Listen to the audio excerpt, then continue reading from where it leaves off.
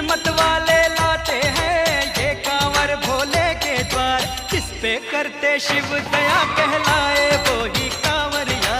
जिस पे करते शिव दया कहलाए वो ही कांवरिया।